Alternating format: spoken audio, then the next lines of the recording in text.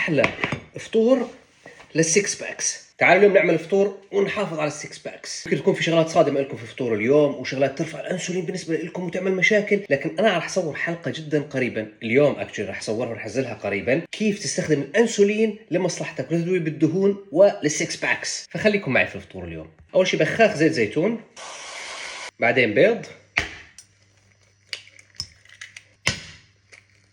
وهي 2 هاي 3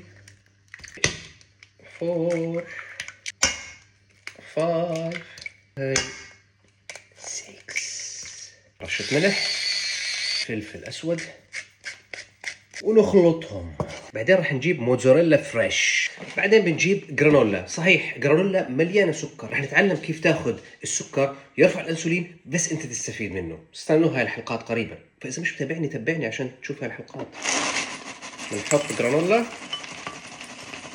بعدين بنجيب سكوب بروتين. شوف الخلطة اللي راح تصير هلا.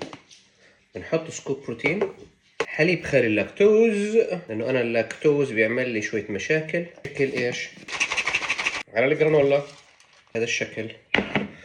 بعدين بلو بيري مجمد انا بستخدمه دائما، بنحطه هون. والان الحركه الاسطوريه، بنجيب عسل بنحطه على البيض والموتزاريلا، الكثير من العسل. كمان اليوم راح اصوركم حلقه احكي فيها كيف تستخدم العسل بشكل اكثر عشان تنحف اكثر. جايكم حلقات مرعبه، وهيك بتكون احلى فطور للسكس باكس. واذا بدك نساعدك في سوبر هيومن، في برنامج غذائي يحرق لك كل الدهون بدون ما يحرمك الاكل ويوصلك لاهدافك، ابعث كلمه سوبر او شوف اللينك الموجود عندنا في البايو. سلام.